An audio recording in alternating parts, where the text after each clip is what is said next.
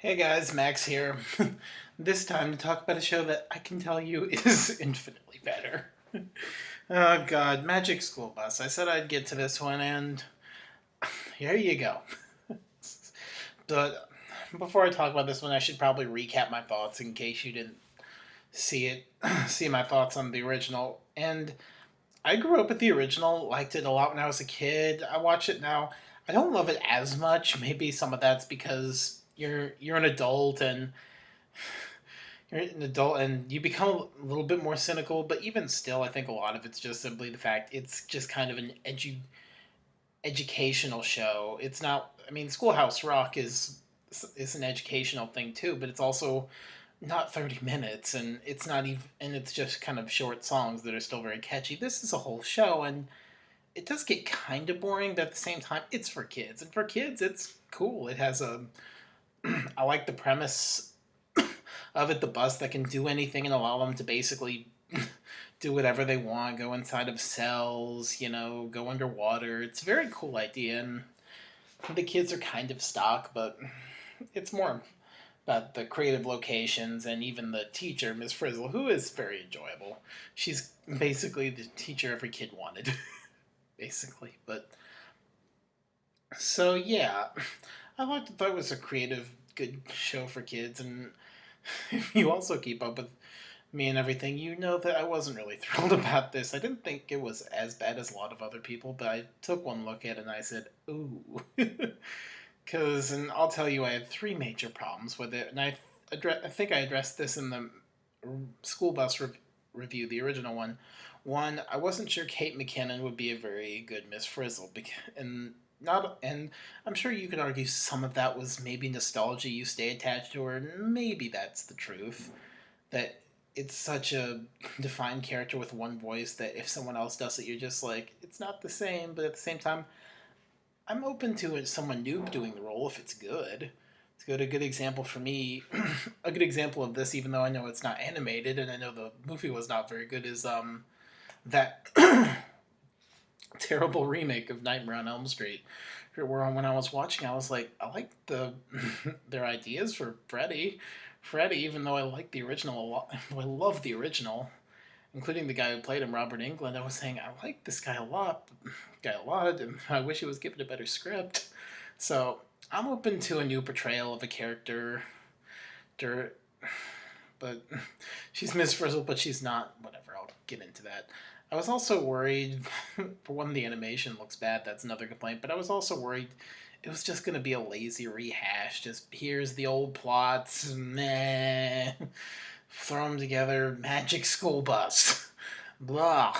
I was kind of worried it would just be a lazy rehash because I don't know. Maybe with all the bad reboots we've gotten in the past, though the past couple reboots we've gotten have actually been fairly decent with things like DuckTales and everything. So it's not like every reboot we get is crap. I mean, yeah, Powerpuff Girls sucked, but we're still getting good things. So I guess I was kind of worried this would be like Inspector Gadget in a sense, but at the same time, the more I think about it, the show can get away with, I think, compared to Inspector Gadget, the show can probably get away with more doing the same thing kind of over again. Rehashing old plots, no, but in the sense of the same kind of feel. Or Inspector Gadget, I was like, change things up more. It's the same thing, but in CGI and better animated.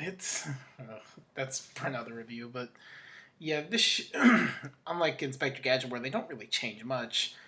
I was thinking, and with that show, it's a problem. With this show, I'm like, it's meant to educate your kids a little bit when you also want to entertain them. It's meant so not everything they're watching is some kind of something goofy or anything. It's meant to educate your kids when you're out doing something, and for that, I think Magic School Bus is fine. But I guess let's talk about this show though.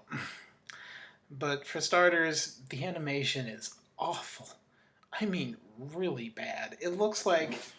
Sorry about that. The way I can describe it is it looks like a Flash animated thing. Like you'd see one of those shitty animated channels on YouTube at the very beginning. They don't quite know how to do animation. It's really bad. It's just frighteningly bad. And that was one of the things I was just like, God, why does it look so ugly? Oh God, but whatever. And what about them adding new plots? And there is an attempt to add new plots. I mean, it all the same structure. There's some loose plot, like a play or writing a comic book or something. There's something loose to connect to going out and researching, plot solved, and then you have a scientific explanation saying this is what we changed to make it more interesting. Here's how it really is, which is I still defend is a good idea. So kids know, okay, we had to change things to make it interesting. Because that happens. So, especially with science, maybe they should appear more at the end of movies. I might have liked that if the end of Death Note they said we made changes to it. Here's about the original show. That would have been the redeeming part of that movie, but I digress. But yeah, they do make an effort to have some different plots, and there is some different ideas. Like the first episode is kind of interestingly about ecosystem and how things change and evolve and everything, which is clever. And the fact that you have Arnold is like all against the new Miss Frizzle and against change. I'm like, he's signifying the fan base, which is funny actually. So that I actually got one or two laughs out of. And like I said, there is an attempt to at least change things around so it feels different. And let me get to the big thing. The kids in Frizzle. The kids are fine. I don't know if they're kids. They're not adults. They don't... This isn't a case like Tara Strong or whoever the chick is that voices Tommy in the Rugrats. I don't know. Anyway, this isn't a case where you have girls voice little kids. They sound like kids, and it's a little funny because the idea is the show's supposed to be a sequel show to the original, but in watching the original, some of the kids were clearly going through puberty. When you hear one of the kids sounding like this, and then in the new one he sounds like a kid. I'm like, did he get younger? They're supposed to get older, so it's a little funny, but kids are all fine. It's the same setup. The only difference is I think the one girl who mopes about her old school moved in replacement of a new character who's okay. Again, the kids aren't the focus. It's more of the science, the creativity, and Miss Frizzle. And yeah, Kate McKinnon.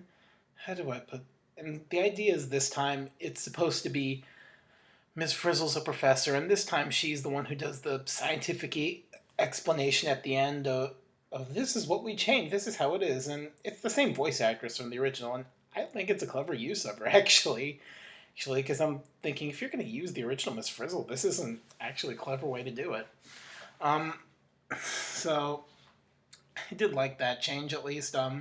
Kate McKinnon's trying, but she's sorry. She's, how do I put this? I'm always aware I'm seeing a performance. I never feel like I'm seeing a character. And a part of that, and part of that is, yeah, this is another case where you're swapping out an old character for a new character that's the exact same thing. I don't get why they do this. I've never quite gotten it. To some extent. I mean, yeah, voice actors change and everything, but this is an animated thing. So I'm like, why not just have the old voice actors have a part in it? And I don't know. I guess the idea is they wanted to give Miss Frizzle a role, but yeah, sorry.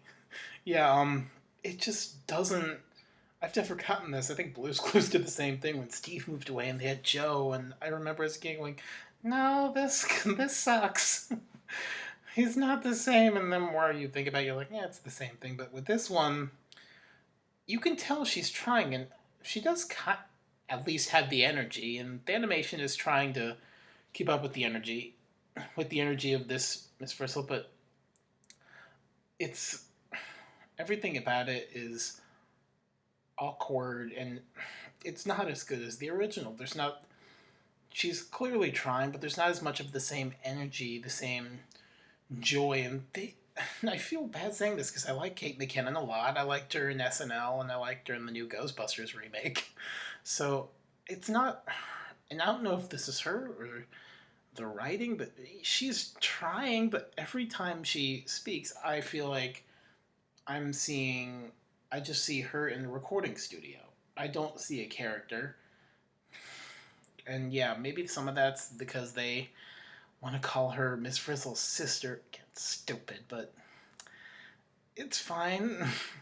She's, I suppose maybe younger kids might like her, but yeah, I was like, she doesn't have the same energy as the old one. She's trying, but it's just not the same energy.